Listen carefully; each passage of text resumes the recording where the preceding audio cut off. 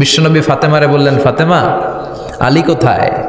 ফাতেমা বলল, আপনার জামাই আলী আমার সাথে ঝগড়া করে বাইরে গেছে। বিশ্বনবীর চেহারাটা আগুনের গোলার মতো লাল হয়ে গেল। বিশ্বনবী ডেকে বললেন, ফাতেমা, তুমি বিশ্বনবীর মেয়ে হতে পারো, কিন্তু আলী তোমার স্বামী। আলী যদি তোমার উপর নাখোশ থাকে, জান্নাতের দরজা তোমার জন্য খুলবে না। কোথায় গেছে আলী, কোথায়? বললেন যে মসজিদে নববীতে গেছে। বিশ্বনবী যে দেখলেন বালির উপরে আলী শুয়ে আছে।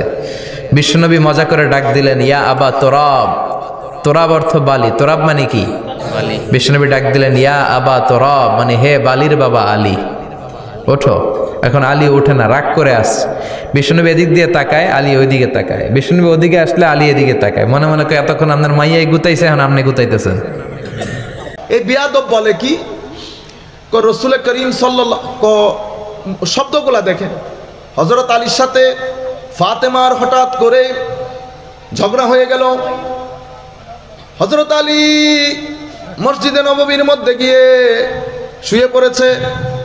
এদিকে বিশ্বনবী হযরত আলীর সন্ধানে মসজিদে নববীতে গেছে। বিশ্বনবী এই পাশে আছে, আলী ওই পাশে যায়। বিশ্বনবী ওই পাশে গেলে আলী এই করটে আসে। আলী মনে মনে বলে, এতক্ষণ পর্যন্ত মেয়ে ডিয়াডি করছে, এখন আসছে মেয়ের বাবা আমার লোকে ডিয়াডি করতে। দেখছেন, আপনারা মনে করতেছেন আমি ইতিহাস বলতেছি না, এই নবীর হাদিস বলতেছে। আপনাদের ব্রান্ড বক্তা বর্তমান সময়ে। বিশ্বনবী বলে মেয়ে বলে, মানে এতক্ষণ মেয়ে ডিয়াডি করছে, এখন বলে মেয়ের বাবা আসছে ডিয়াডি করতে। আমার নবীর কথা বলতেছে বিয়াদব। আমি আর কি পড়াবো, আমার হাতে টাইপ আসতেছে না।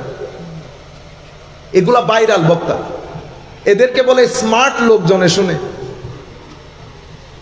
বুঝছেন না? আরেকজন বলে কি, হুজুর, হ্যাঁ আপনি আর উনি কি এক? দেখছেন নি অবস্থা? আল্লাহ, আমি আর উনি এক না হলে একটা কাজ করেন, এক স্টেজের মধ্যে বসাই দেন, এক স্টেজের মধ্যে বসাই দেন। এক বিষয়ের উপর আমরা 1 ঘন্টা কথা বলি, যে কোনো একটা বিষয় নির্ধারণ করে দেন। কি একটা জমানার মধ্যে এসে গেল।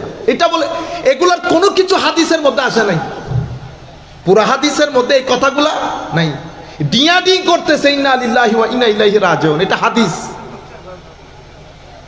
সম্মানিত উপস্থিতি, তো উপকারী জ্ঞান আর অপকারী জ্ঞানের মধ্যে আসমান জমিনের ফারাক, আসমান জমিনের ফারাক।